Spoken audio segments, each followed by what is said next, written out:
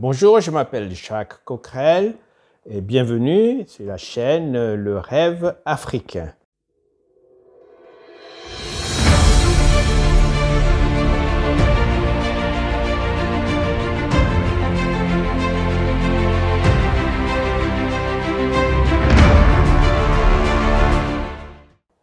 Vous savez, je suis un peu comme vous, j'en ai un peu marre chaque fois que les gens parlent du rêve américain, tout le monde veut aller aux États-Unis, le rêve européen, tout le monde veut aller en Europe, mais personne ne parle vraiment du rêve africain.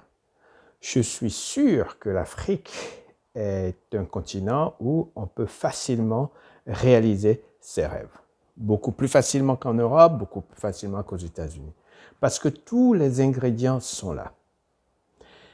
Eh bien, justement, aujourd'hui, je voulais vous parler du sujet des buts ou des rêves, si vous voulez. Si quelqu'un me l'avait expliqué comme je vais vous l'expliquer, eh bien, ça m'aurait économisé pratiquement 5 ans de ma vie professionnelle. Vous allez en juger vous-même. Je classe les buts en 3 catégories. Première catégorie, c'est la catégorie A.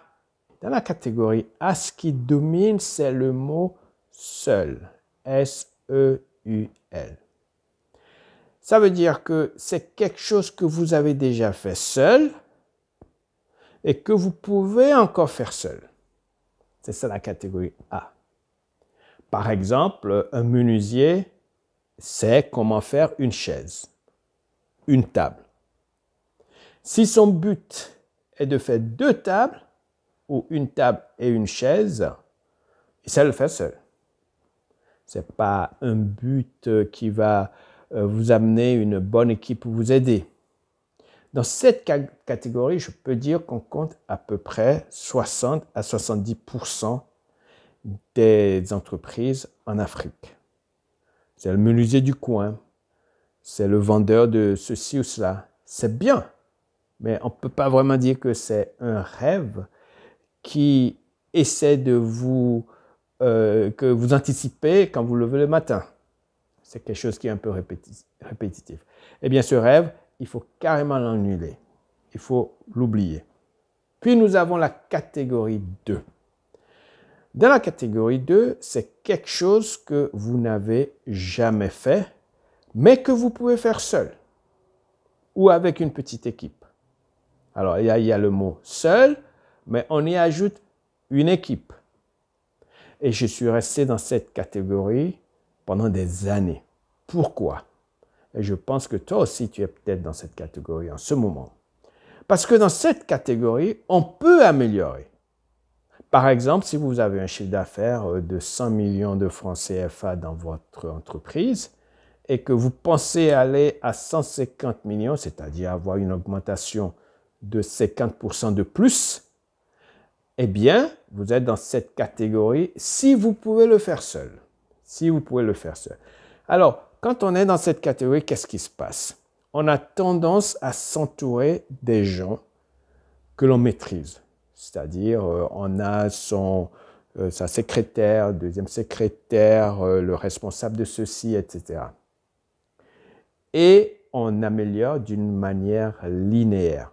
Si vous avez le temps, un abscisse et puis le chiffre d'affaires ou bien l'argent en ordonnée, vous allez voir que ça fait une ligne qui monte progressivement. Mais ce n'est pas une courbe géométrique. Il y a à peu près une 30% d'entreprises qui restent dans cette catégorie, puis ils y restent longtemps.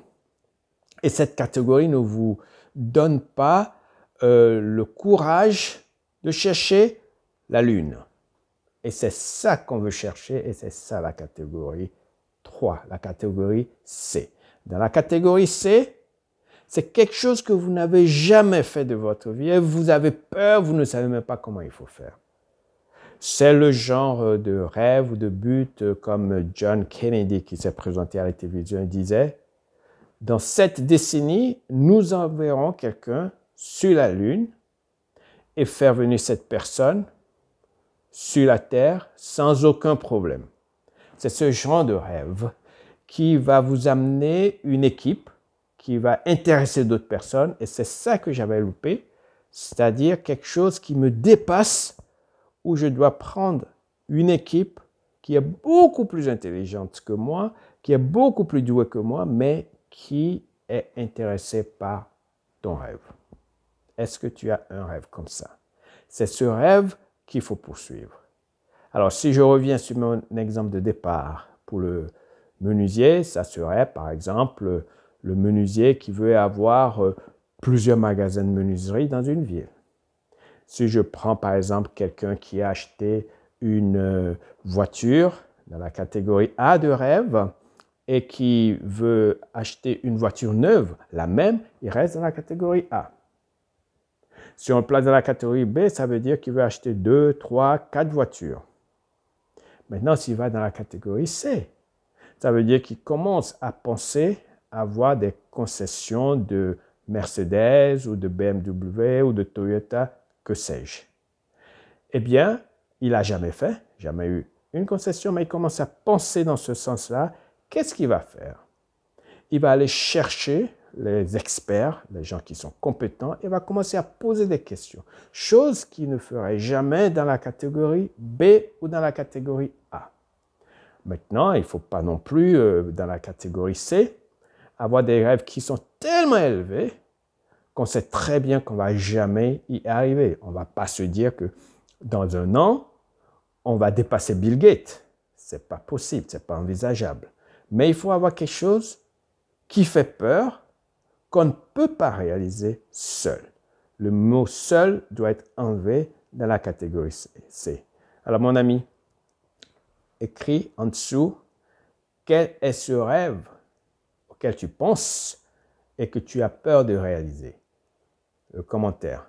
Et je te laisse aussi avec cette idée, c'est qu'on sous-estime toujours ce que l'on peut réaliser dans le long terme et on surestime ce que l'on peut réaliser dans le court terme. Je répète ça.